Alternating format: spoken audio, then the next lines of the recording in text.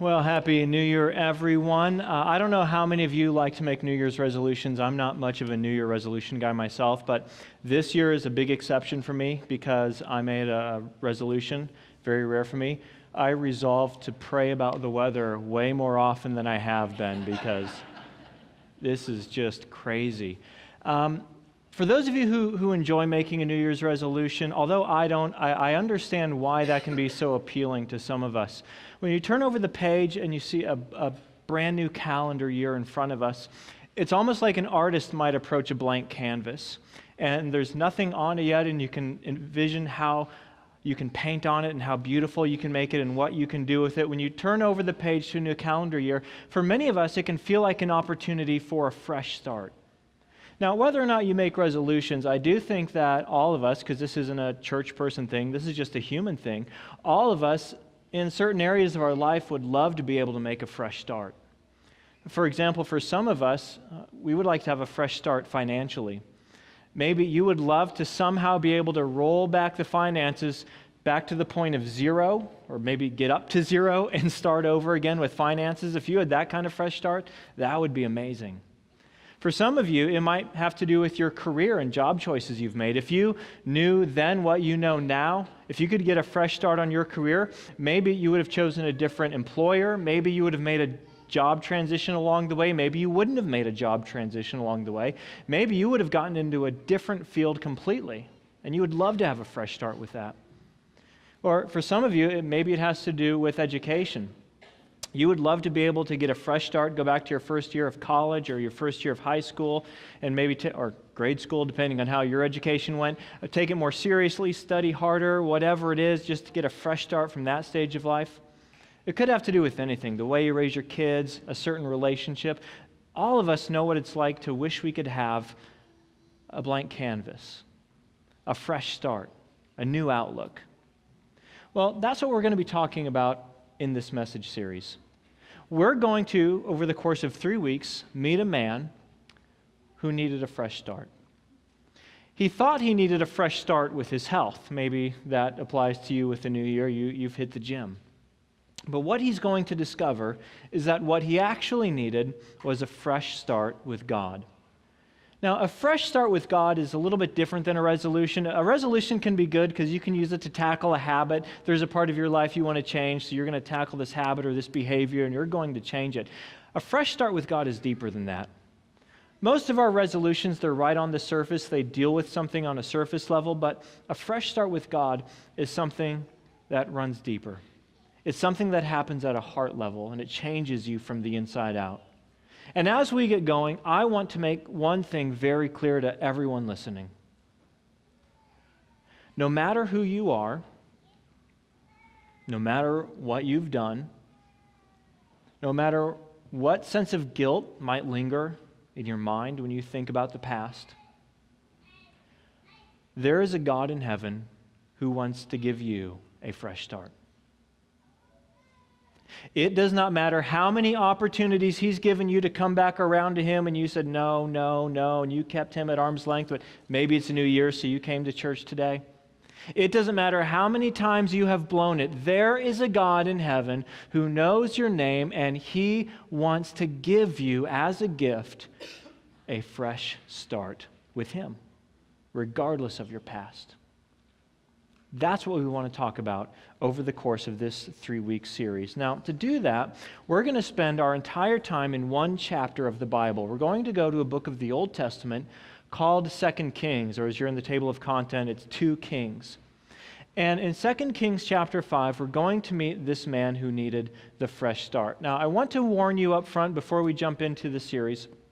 For some of you, this is going to be a little bit frustrating because we're going to take one narrative, one historical account, and we're chopping it up into 3 weeks. So if you're one of those people who hates not hearing the end of the story, just get out your smartphone right now and download a Bible app so you can read the rest of 2 Kings chapter 5, because we're not getting the rest of the story today. Those of you who used to love listening to Paul Harvey, perfect, because you're not going to get the rest of the story for 2 more weeks, and that's just how we're going to do it in this series.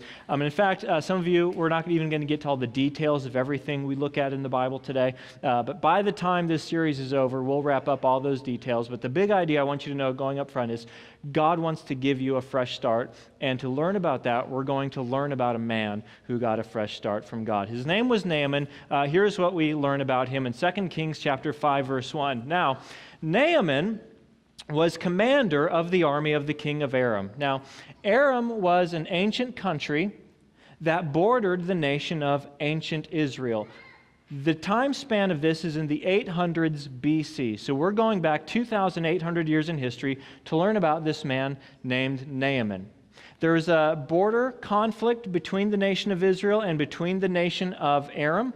There was some international tension. In fact, the capitals of these two cities, or these two nations, are only 80 miles apart, Samaria and Damascus. That's closer than Madison and Milwaukee. So imagine if there's 2 nations inside the borders of Wisconsin. In fact, the capitals are that close to one another. There's going to be some problems. And there were. Although at this point in history they had an official peace treaty signed with one another, there was still a lot of border skirmishes. And the problem was, Aram was kind of like the playground bully in this relationship, and Israel was like the nerdy skinny kid with glasses. Let's call it Jason as a young boy for this series. And as a result, with a lot of these border skirmishes, Aram would come into the border territories.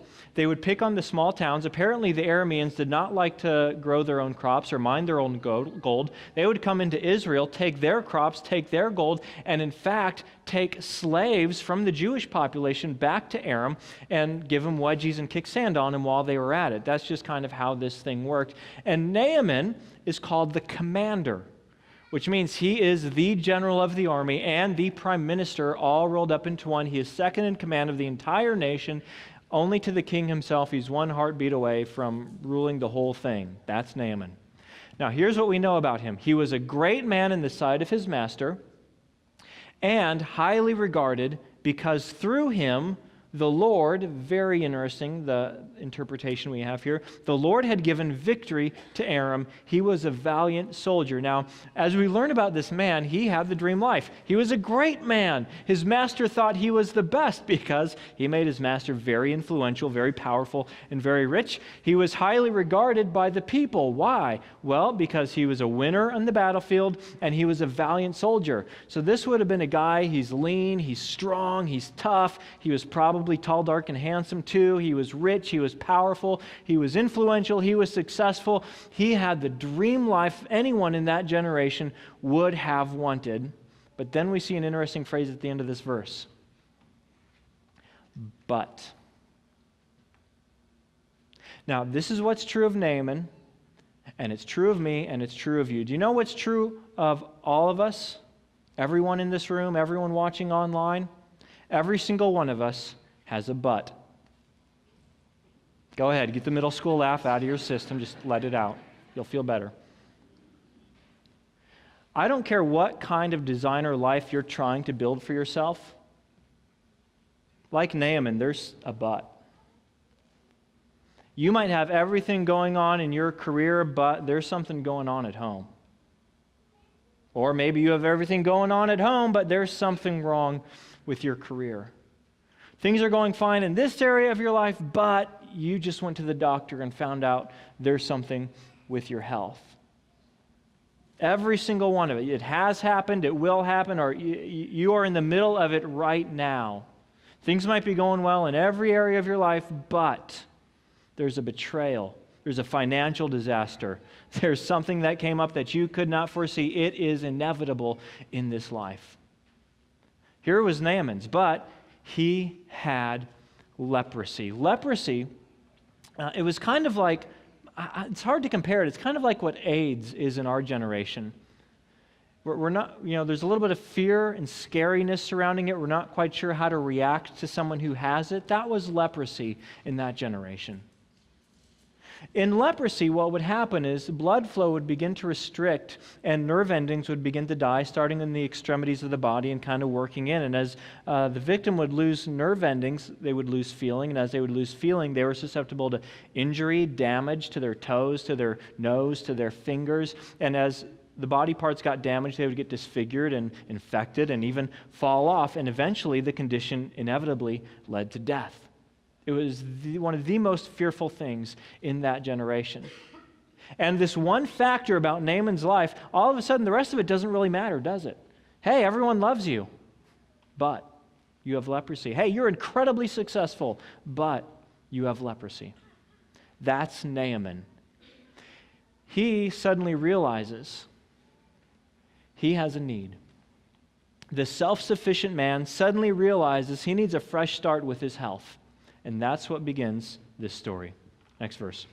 Now, bands from Aram, now this used to totally confuse me. It's not bands like the Beatles, just in case you're wondering. This is bands like a military campaign. Now, bands from Aram had gone out and had taken captive a young girl from Israel, and she served Naaman's wife. So there's this young girl, she's a Jewish girl, lives in one of these border areas. A military band comes through, does their raiding and conquesting. She gets taken as a slave back to Aram, and it turns out she serves the supreme commander's wife in their home. Here's what she did. She said to her mistress, "If only my master would see the prophet," not the miracle worker, we'll come back to that, "the prophet who is in Samaria, he would cure him of his leprosy."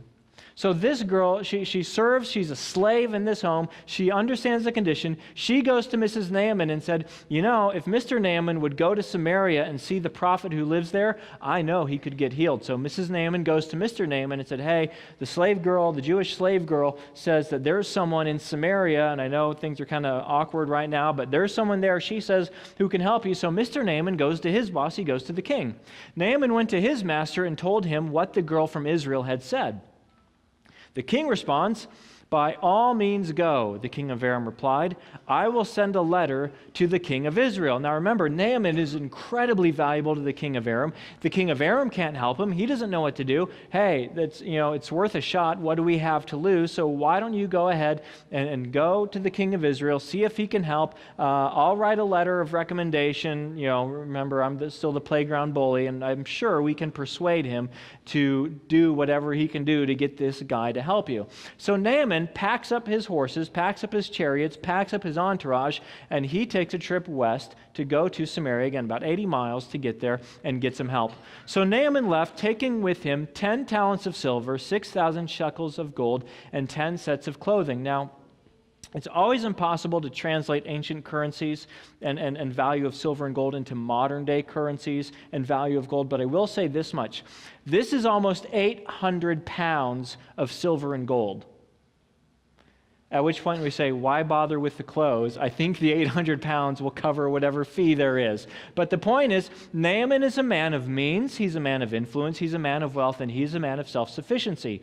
If there is a miracle worker in Samaria who can help him, he'll get his money, he'll bring his letter, and he'll go buy himself a miracle. That's how he's thinking. Continues. The letter that he took to the king of Israel read, "With this letter, I am sending my servant Naaman to you, the king of Israel, so that you may cure him of his leprosy." Signed, the playground bully. That's the letter the king of Israel gets. Now, why did he go to the king? The slave girl says there's a prophet. He might show up knocking on doors. I'm looking for a prophet who cures leprosy. Have you seen him? He goes to the king, and let me tell you why that was the reasonable thing to do. At this time in the world, all of the nations of the world each had their own national deity. This nation worshiped this god, this nation worshiped this god, that nation worshiped that god and goddess. They all had their own gods and goddesses. And in that generation, the gods that they worshiped were really an extension of that nation's culture. They were an extension of that nation's values. And the king controlled all the worship of their national deity. Honestly, it was a way to put pressure and social control and really social glue into the fabric of the nation, because if all the nation is worshiping the same God, it helps bond the people together. which meant that in that generation, all of the priests would work for the king and get paid by the king and answer to the king, and all of the prophets would work for the king and get paid by the king and answer to the king. The problem was, this wasn't the system in Israel. Naaman came to the one place on earth where the prophet and the priest do not answer to the king, they do not get paid to the king, and many times, if you read the Old Testament, they do not respect the king. They believe they serve someone higher. So he goes to the king thinking if there's a miracle worker, he works for the king, so I'm going to go straight to the boss and get this sorted out. Here's how the king responds. As soon as the king of Israel read the letter, he tore his robes and said, "Am I God? Can I kill and bring back to life? Naaman, you came to the one place on the earth where they don't care what I say. They're convinced they answer to God." Now, when I was a little boy, I went to Sunday school, and we heard this story in Sunday school, and the Sunday school teacher would say, the king of Israel was a bad man. He didn't have any faith. Maybe, but let me say this in his defense. Do you ever wish that today our kings, our presidents, our senators, our congressmen, our governors, don't you wish sometimes that they would say, "Am I God?" I mean, at least to be fair to this guy, he understood, I'm a king, I can do a lot of good things, but there's an entire category that belongs to God, and I can't do anything in that category. Wouldn't it be nice if all of our elected officials understood, we're presidents, we're governors, we're senators, we can do a lot of good things, but there's an entire category, and it belongs to God, and it doesn't matter how much money we throw at it, how many blue ribbon commissions we put together, how many campaign promises we made, there is a finite line. This king understood that what this man asked for was something that was in the category of God. He didn't try to buy time, make excuses, make promises. Oh yeah, let me put you up in my quarters and we'll take care of all of it. He tears his robes and says, I'm not God. I can't kill and bring back to life. He continues. Why does this fellow send someone to me to be cured of his leprosy? See how he is trying to pick a quarrel with me. So, in other words, he says, I know what this is all about. You sent Naaman to me because you're looking for an opportunity to break our peace treaty. What you want is war, and this is your way to get it started. And he knows his country's not strong enough to handle a war right now, so he's kind of freaking out. Now, here's what happens. When Elisha, the man of God, heard that the king of Israel had torn his robes, he sent him this message. Now, in the next 2 weeks, I'm going to tell you all about Elisha. He doesn't really come into the story until later, but we get this one sneak preview. Elisha was a prophet. If you want to learn about him, you can open up your Bible to 2 Kings, chapters 1 through 5. He's a pretty colorful character, to be honest. He's pretty fun. But he heard that the king of Israel tore his clothes, so he sent a message to the king. The message said this, "Why have you torn your robes?" He continues, "Have the man come to me, and he will know that there is," our key word again, "a prophet in Israel." Now, why does this word keep popping up? Naaman came to Israel because he wants a miracle worker. The slave girl and now Elisha say, what you're going to learn is not that there is a miracle worker in Israel, you will learn that there is a prophet in Israel. Well, what's a prophet? A prophet is someone who speaks the truth. A prophet is someone who tells you the truth whether you want to hear the truth or not. You probably have bumped into some people like that. Maybe you have people like that who regularly tell you the truth whether you want to hear it or not, but it's still the truth. That's what a prophet does. Now, this is Elisha's way of foreshadowing what this is going to be all about. Again, this is a masterfully written story. Even if you're not a Christian, you can read it and just appreciate the literature quality of it. What he's saying is this. Naaman, you came because you want a fresh start with your health. That's not the fresh start you really need. You're going to need a fresh start with God, and that can only come about when you hear the truth about God. And what you are going to learn through all of this, Naaman, is not that there is a miracle worker in Israel. You are going to learn that there is a prophet. You are going to learn that there is someone who speaks the truth about God in what we're about to experience. So he sent that message to the king of Israel. Here's what happened. So Naaman went with his horses and chariots and clothes and gold and silver and entourage and armed guards, and this whole entourage pulls up. He went and stopped at the door of Elisha's house. Knock, knock, knock. Here's what happened. Elisha sent a messenger to say to him, "Go wash yourself 7 times in the Jordan River, and your flesh will be restored, and you will be cleansed." Now, picture this in your mind.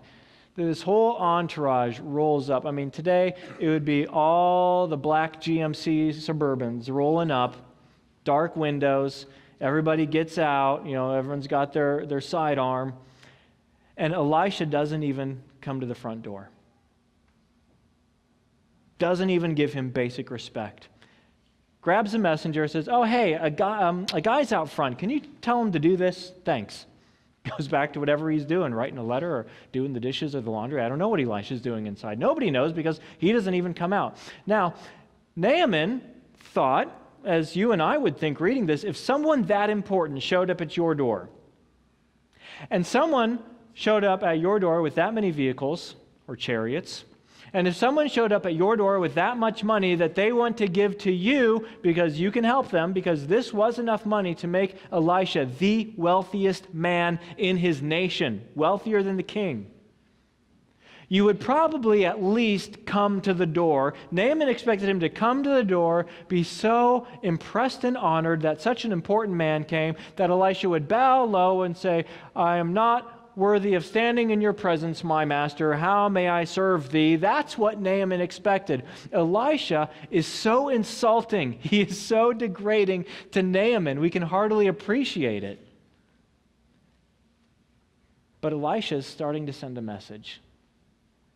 Naaman, you came here thinking that God, the God of Israel, is a God who blesses the worthy. You think that he is a God who blesses those who can pay for their blessing.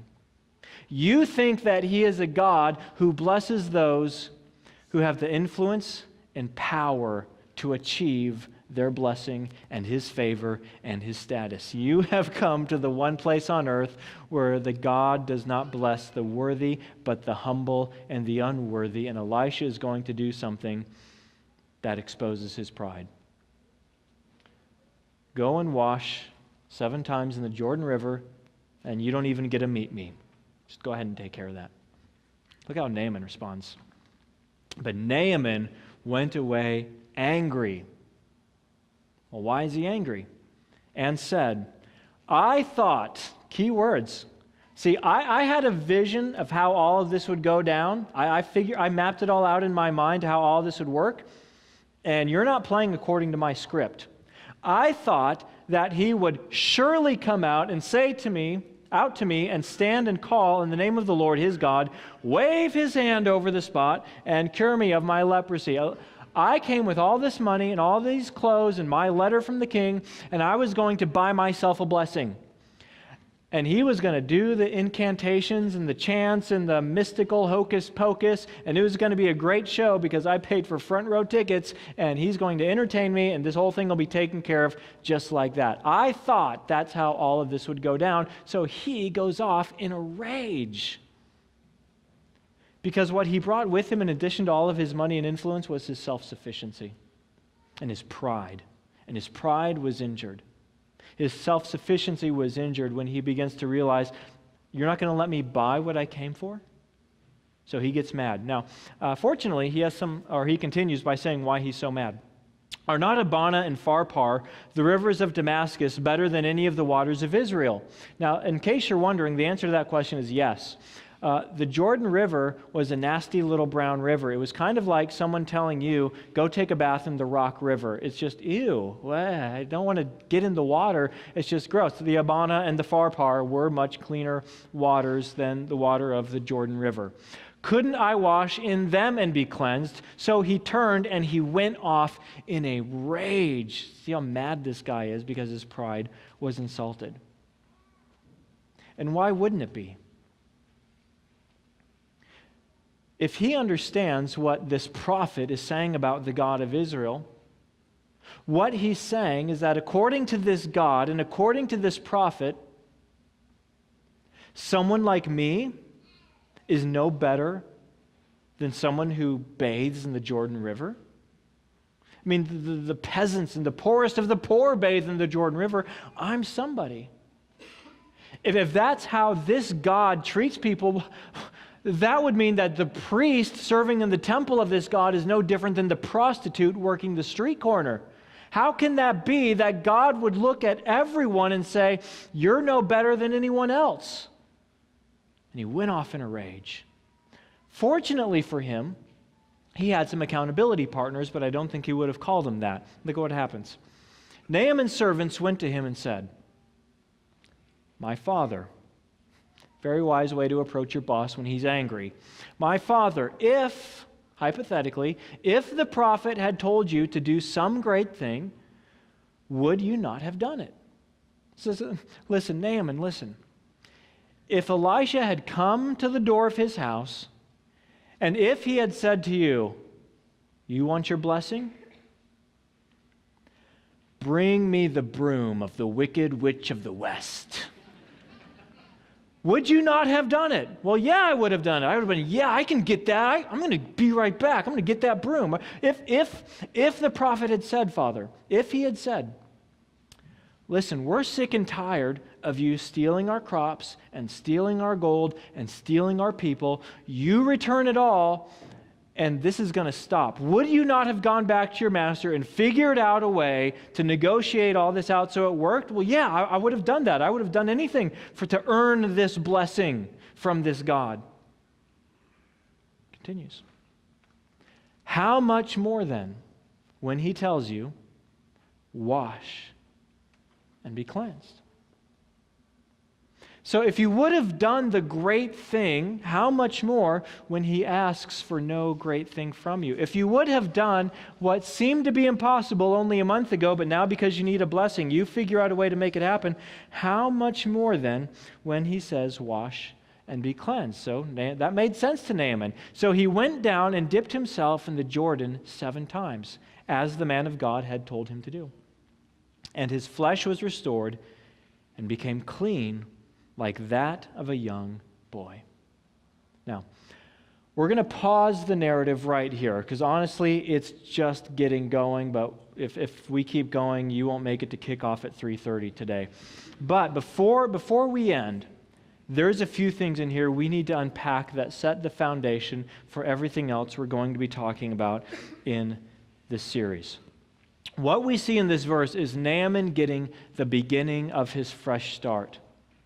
But it's not just the beginning of a fresh start with health. As he becomes humble and submits to the command of the man of God, we're going to see that he begins to get his fresh start with God. Here's the thing that Naaman couldn't figure out. If there is no great thing for him to do, does that mean that this God has no standards? If there's no great thing I have to do to secure this blessing from this God, does it mean that this God of Israel has no standards? The answer is no. What he didn't understand yet is that the God that Elisha represented actually has incredible standards.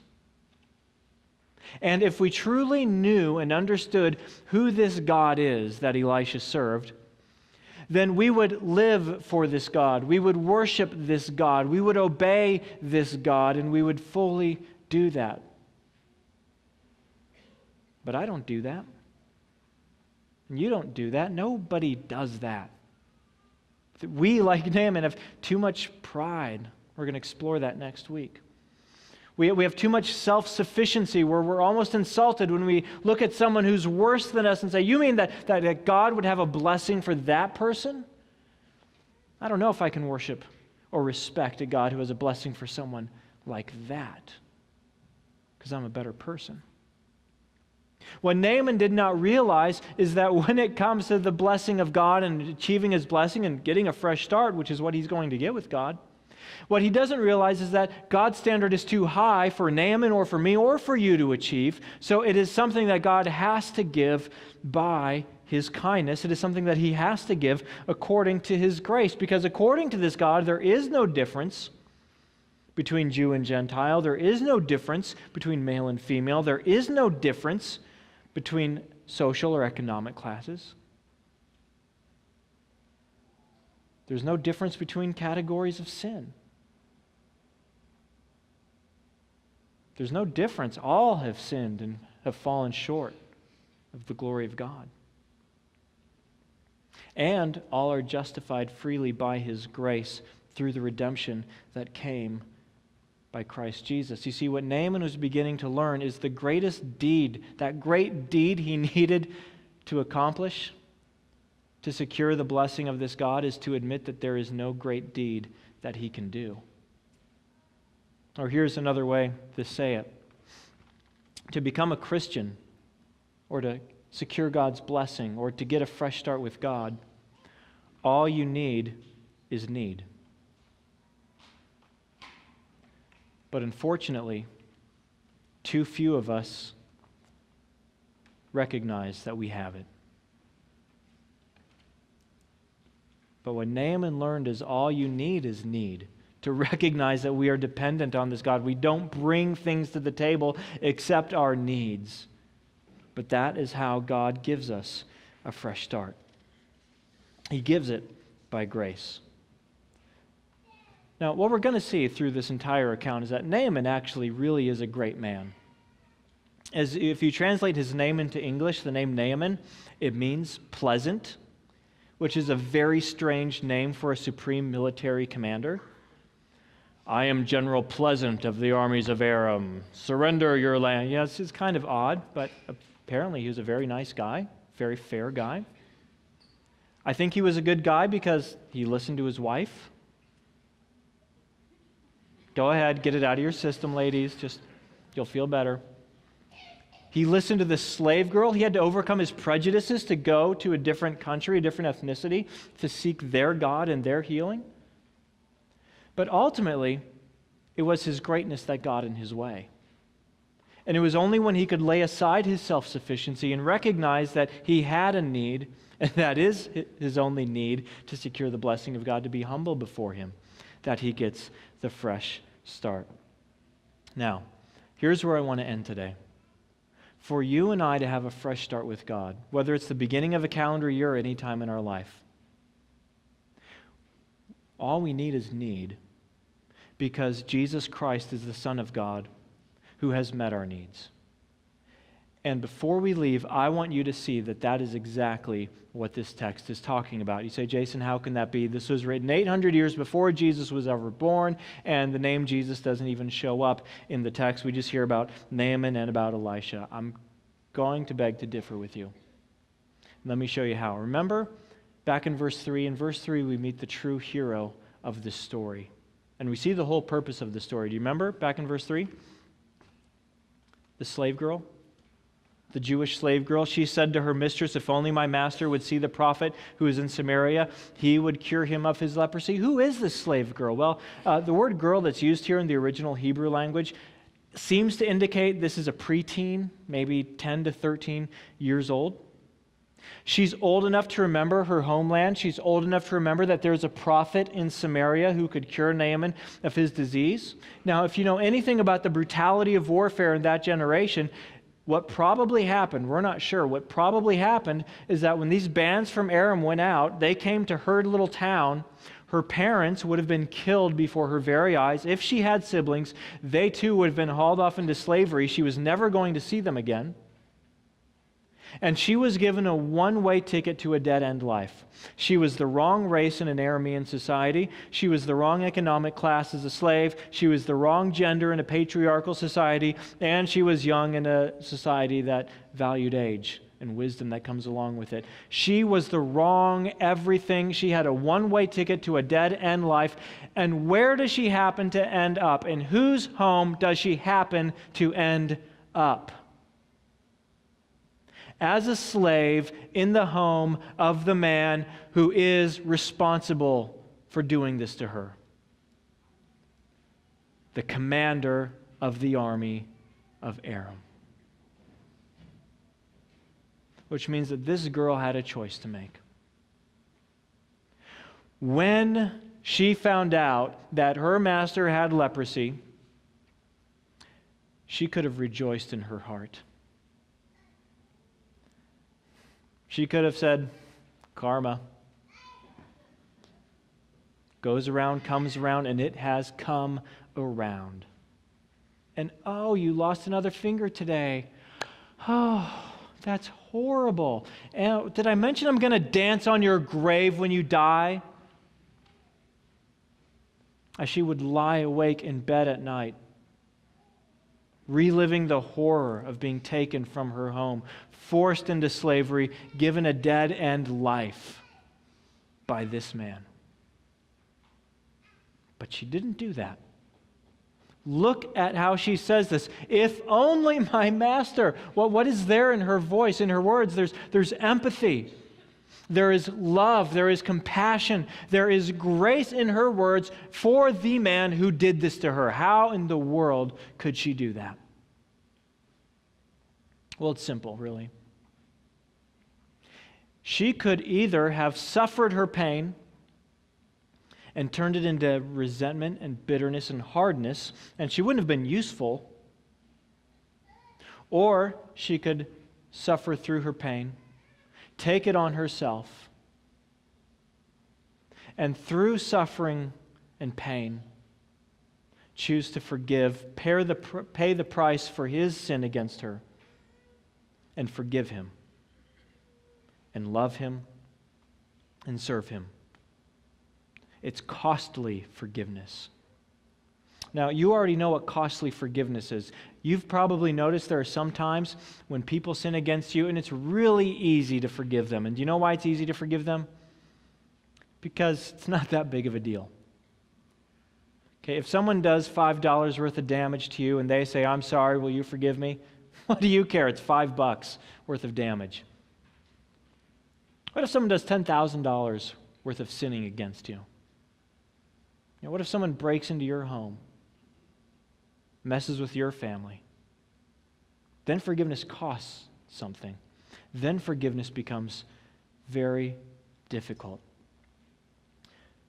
The reason why it's easy to forgive some things and difficult to forgive other things is because of how much the forgiveness costs us. And this girl could have taken her suffering and forgiven him and let him live, or she could have taken her suffering and not forgiven him and watched him die. She can bear the suffering and pay for it with her life, or she can blame him and hold on to the suffering and be angry and resentful.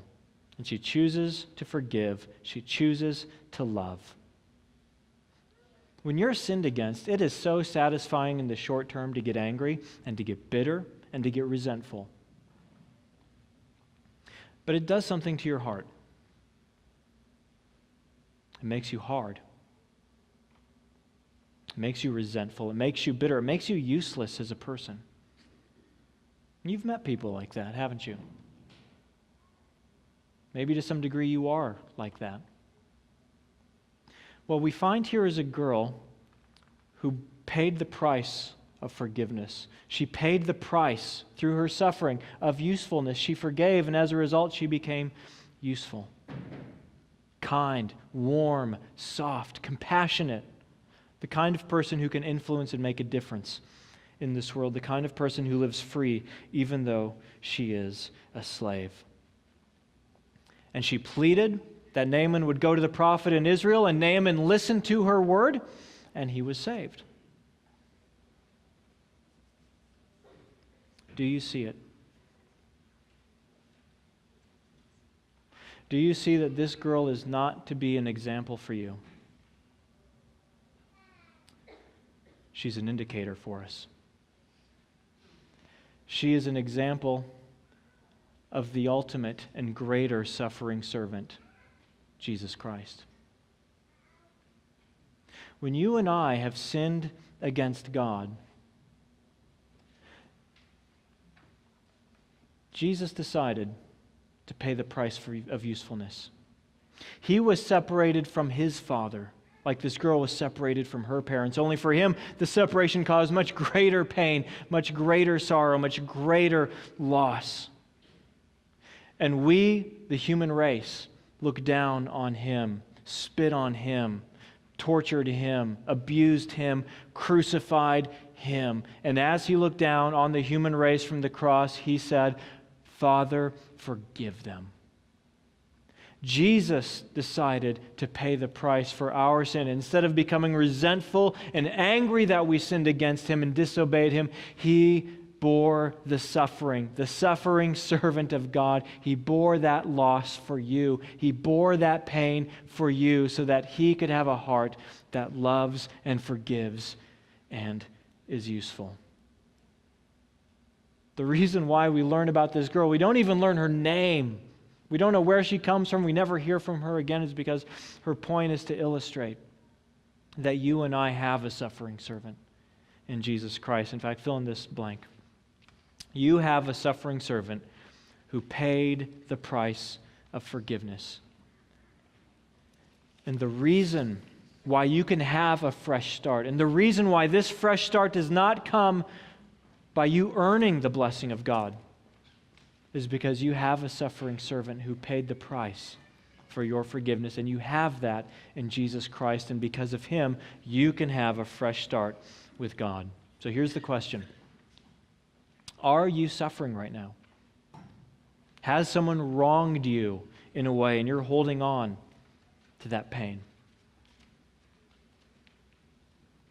Why don't you pay the price of usefulness? Why don't you pay the price of forgiveness? As this girl forgave Naaman, in the same way, you can be useful, you can be compassionate, you can be gracious, you can be the hero of somebody else's story.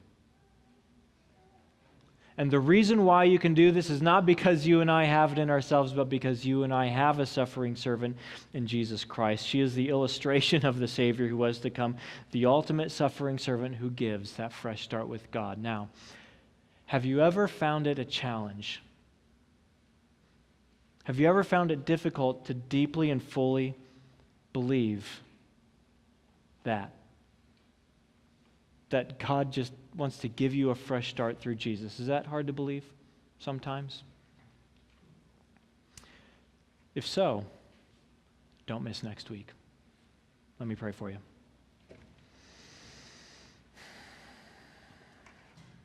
Father in heaven, thank you for preserving this amazing historical account for us. Thank you that through it we can see a little bit of ourselves perhaps in Naaman, and we can see a whole lot of you in this compassionate, suffering servant girl. Jesus, we thank you that she behaved as you behaved, that you took the suffering that we deserved, that we had caused, and you paid the price of usefulness. You paid the price for forgiveness. You did that because you wanted us to have a fresh start. I ask as we continue through this series that we will have a sense of humility, that we will be humble before you, that we will look to you, that we will be so aware in these weeks of the great need we have. But also we will be aware that that's all we need when we approach you and your grace. For the man or woman listening and they have not known that you are the suffering servant who takes away the sin of the world, I ask that we would have the strength and the courage to believe this and receive this fresh start with you. And we ask it in your name, Jesus. Amen.